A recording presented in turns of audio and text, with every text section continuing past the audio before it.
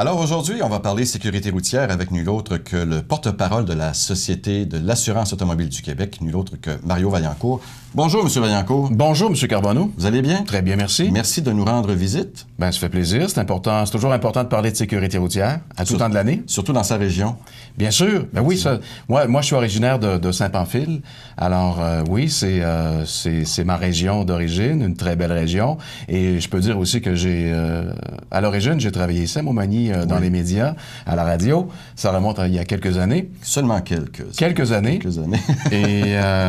et c'est ça. On s'était croisés à ce moment-là. Les années ont passé. Et ça me fait plaisir d'être là ce matin. Est-ce que ça conduit bien en Chaudière-Appalaches ou dans la région aussi?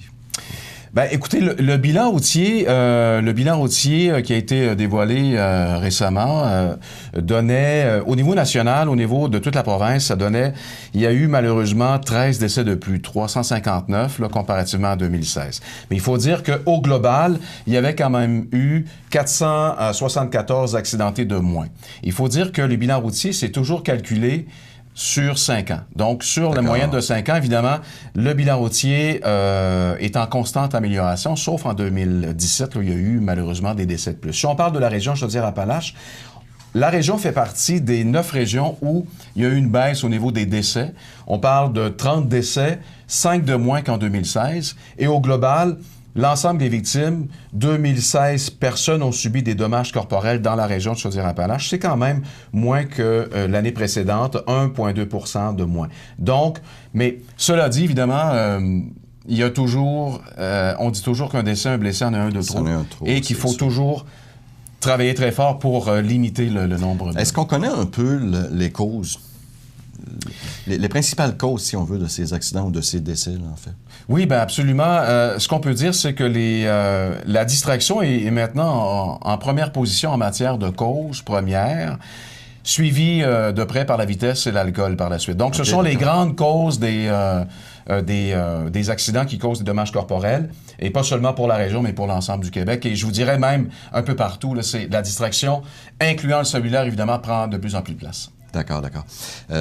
Ça m'amène justement aux nouvelles dispositions du Code de la sécurité routière qui sont entrées en vigueur, je crois, en 2 étapes, au mois de mai et un peu plus tard au mois de juillet. Il y a eu adoption de beaucoup de nouvelles mesures dans la sécurité routière. Et il y a beaucoup de mesures qui sont entrées en force en mai. Si on parle, par exemple, on peut peut-être commencer par parler des mesures touchant les jeunes conducteurs, ceux qui ont un permis probatoire. Donc, il y a une limite. Au niveau des apprentis, il y a interdiction de conduire la nuit, donc il y a un couvre-feu. Vraiment, un couvre-feu? Oui, absolument, entre minuit et 5 heures du matin. Et pour les jeunes conducteurs de 19 ans et moins, qui ont un permis probatoire, donc il y a une limite au niveau du nombre de passagers. C'est-à-dire que pendant les 6 premiers mois de votre permis probatoire, 19 ans et moins, vous n'avez pas le droit d'avoir un passager, plus qu'un passager de 19 ans et moins. Et dans les 6 mois suivants, c'est 3 maximum. Alors tout ça pour limiter un peu le nombre de passagers, de jeunes passagers, parce que ce qu'on constate souvent, malheureusement, c'est que plus il y a de jeunes dans un véhicule, plus ça peut faire en sorte qu'il y a une espèce de, souvent, malheureusement, encouragement à ne pas respecter certaines règles. À s'amuser. Et ce qu'on a constaté, c'est qu'en Ontario, ces mesures-là ont fait en sorte que le bilan routier a diminué au niveau des jeunes conducteurs de 30 %. Alors, c'est bien. Mais le jeune, lui, par exemple, qui travaille la nuit et qui doit voyager dans ces heures-là, il n'y a pas d'exemption du tout? Non, c'est sûr que ça concerne l'ensemble des jeunes conducteurs. Donc, ce qui veut dire que forcément, ces gens-là doivent trouver une autre façon de se déplacer. Et on peut dire également que c'est la même chose pour les apprentis motocyclistes. Ah oui, des nouvelles choses disponibles. Pas disponibles, mais des nouvelles mesures qui sont maintenant en force. Là. Oui, absolument. On peut peut-être parler de l'accompagnateur. Oui. Vous savez que les motocyclistes, il y avait un accompagnateur obligatoire là, pour lorsque vous étiez en probation. Donc en apprentissage. Maintenant, l'accompagnateur est disparu. Pourquoi? Parce que, et ça c'est une mesure que l'ensemble du milieu voulait, même les associations de motocyclistes, parce que c'était souvent difficile de trouver quelqu'un de disponible pour partir avec vous pour aller faire vos pratiques de moto. Alors, maintenant, ça vous permet, pendant l'année d'apprentissage, de pouvoir aller faire... C'est toujours un an, là? Oui, c'est ça. Oui. D'accord. Pour les cyclistes, maintenant? Ben, les cyclistes, il y a beaucoup de nouvelles mesures. On peut peut-être parler de mesures qui s'adressent aux automobilistes également, parce que les automobilistes doivent évidemment respecter la distance là, entre le cycliste, qui est de 1 mètre, maximum d'1 mètre dans les milieux urbains et 1,5 mètre ailleurs, dans les milieux de 50 km/h et moins. Et plus. Donc, ce que ça veut dire, c'est qu'il y a ça qui existe. Les cyclistes, il y a certaines mesures qui s'appliquent à eux, au niveau, par exemple, de la visibilité.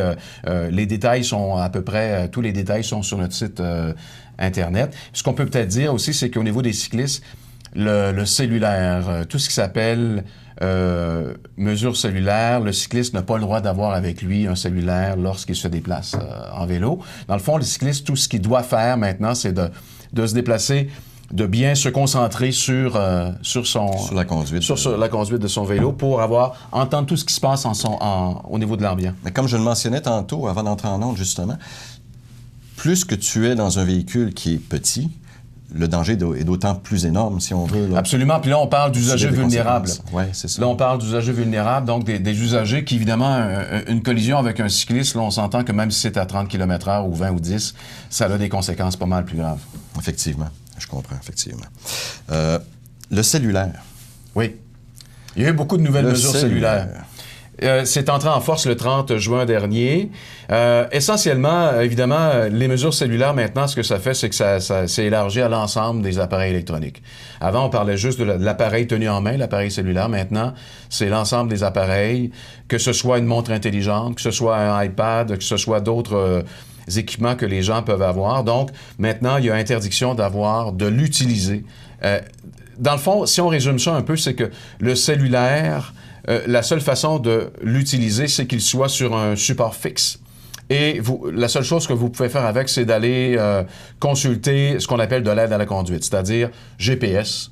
GPS, oui, mais sur un support fixe. Dans le porte-gobelet?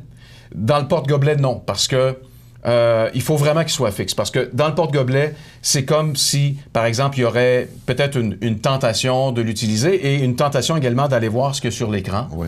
Alors, il faut vraiment qu'il soit sur un support fixe. Parce que dans le porte-gobelet, il pourrait y avoir utilisation par l'automobiliste. Donc, évidemment, c'est élargi à l'ensemble de ces... Vous pouvez continuer, évidemment, de l'utiliser en main libre. Oui. Des commandes vocales, ça peut évidemment continuer à être fait. Mais tout ça, évidemment, pour faire en sorte que, malheureusement, la distraction étant la première cause de décès, d'accident, c'est pour faire en sorte d'améliorer les bilans routiers au niveau du cellulaire. Il y a cela nombre d'années, j'avais déjà même vu quelqu'un au volant en train de se raser. Oui. Et même un autre en train de lire un journal au feu rouge. Ah oui? Mais ce qu'on peut dire, évidemment, ce dont vous parlez là, c'est... Il y a quelqu'un qui se maquillait aussi. Oui, c'est pas interdit. C'est pas interdit par la loi, sauf que c'est une distraction, évidemment, qu'on ne recommande pas. Et je vous dirais qu'un policier pourrait intervenir sur la base de d'autres articles.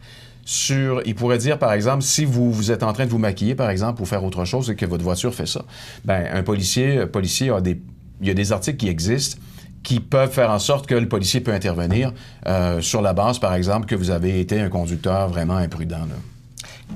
Les chiens, les chats, qui sont sur les genoux du conducteur, par exemple? Il y a un article qui vient, encore là, il y a un article... article... Ça se voit, ça, encore? Oui, malheureusement. Évidemment, c'est pas des choses qu'on doit faire, là. Il y a un article qui dit que vous ne devez pas avoir d'objets, évidemment, ça peut comprendre un animal, qui va gêner votre conduite. Donc, c'est sûr que, encore là, c'est toujours, évidemment, ce que le policier va constater. Hein. C'est le policier qui va constater ce que vous avez fait. Et encore là, il pourrait agir sous certains articles, comme quoi vous contrevenez à certains articles du Code de la sécurité routière et vous mettez votre vie en danger et celle des autres. Effectivement. On parlait également on n'a pas parlé beaucoup, mais les piétons. Les piétons aussi sont maintenant concernés. Là, ça. Oui, ce qu'on peut peut-être ajouter pour les piétons, parce que malheureusement, le bilan routier, si on parle du bilan routier en 2017, il y a eu 7 décès de plus, là, 69 décès pour l'ensemble de la province. Est-ce que le virage à droite sur feu rouge en a été une des causes, par exemple?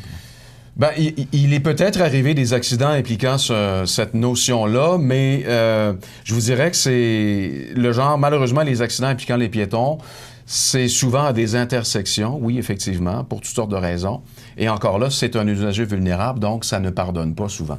Le piéton, ce qu'on peut dire, c'est que l'automobiliste, une des mesures, je pense, phares dont on peut parler, là, c'est que l'automobiliste doit, dès que le piéton maintenant signale son intention à une traverse, où vous voyez les bandes là, qui sont installées sur la chaussée, là où il n'y a pas évidemment de signalisation, là, de petits bonhommes, comme on dit, là. Donc, l'automobiliste doit s'arrêter, laisser le passage dès que le piéton signale son intention de traverser. Alors qu'avant, il fallait que le piéton soit engagé. Alors que là, maintenant, oui, si vous faites un signe de la main ou vous voyez le piéton, vous dites, ben là, donc l'automobiliste doit s'arrêter. Ça se voyait d'ailleurs beaucoup à l'étranger. Ayant voyagé un petit peu aux États-Unis, systématiquement, les véhicules arrêtent quelqu'un qui veut traverser au trottoir.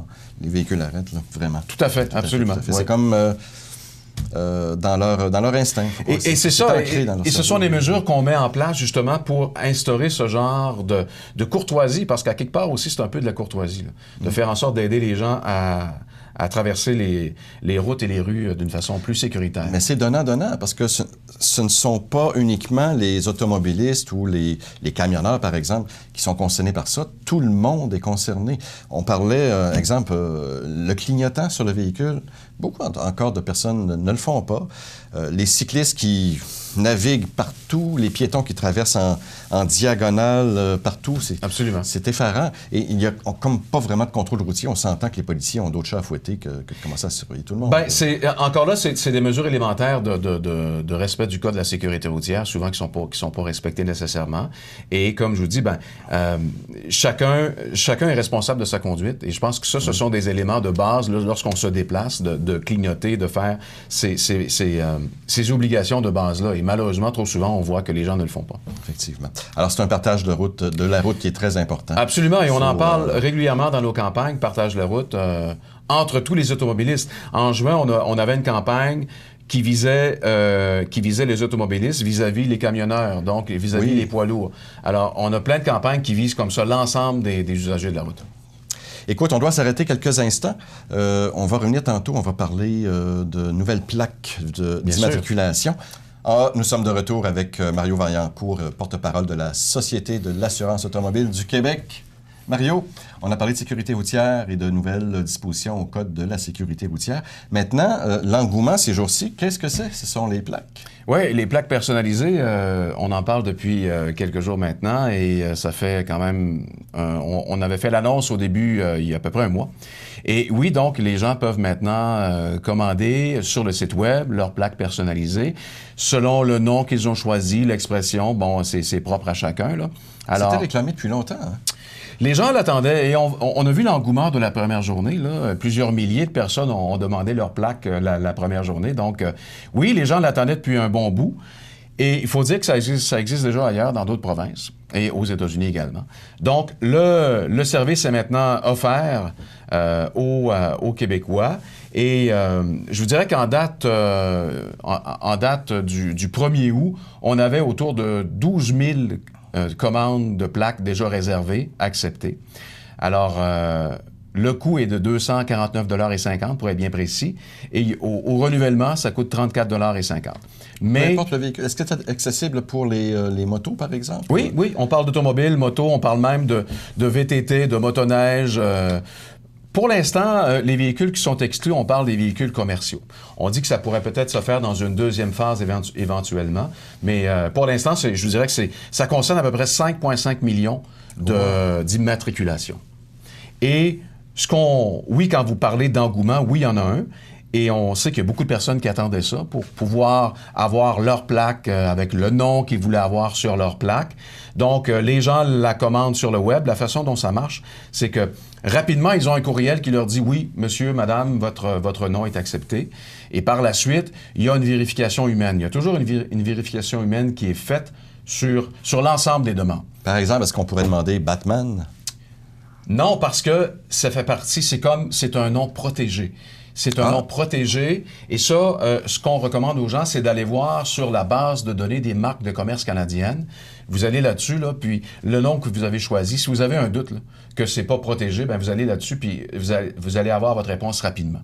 Sinon, nous, on va faire la vérification. Voilà. Donc, D'accord. il y a des restrictions, évidemment. On parle de marque de commerce. On parle, évidemment, de... On peut pas mettre n'importe quoi. On peut pas mettre... Quelque chose d'obscène, par exemple. Obscène, scandaleux. Quelque chose qui pourrait, par exemple, encourager un acte violent, ne pas respecter le code de la sécurité routière. Et que ce soit... Et certaines personnes pourraient, par exemple, de voir ce genre d'expression à l'envers. Alors ça aussi, on le vérifie. On pourrait... Même que certaines personnes pourraient... On peut voir à l'occasion... on enlève une lettre ou deux au milieu du mot, mais on voit quand même l'expression. Alors tout ça est vraiment vérifié. Fait que il y a évidemment des choses à respecter et il y a un comité valideur des gens qui voient ça d'une façon très rigoureuse. Et ça se commande comment? Seulement par le web. Alors, c'est par le web. Vous avez juste à avoir en main votre immatriculation et votre carte de crédit et vous la commandez. Et rapidement, ce qu'on dit, c'est que la plaque devrait être envoyée... c'est envoyé par la poste dans les 3 à 6 semaines suivantes. OK, d'accord. Il faut quand même qu'elle soit fabriquée au travers du lot des plaques régulières, là, quand même. Là. Oui, mais c'est sûr que c'est le même fabricant, c'est fait ici au Québec, mais on peut comprendre qu'une plaque personnalisée, c'est une plaque unique. Donc, c'est une plaque qui doit être fabriquée d'une façon unique. Mais... donc, les gens, on devrait commencer à en voir sur les routes, là, je vous dirais, à la fin du mois d'août. Peut-être un peu avant. Ça va être à surveiller, c'est assez intéressant.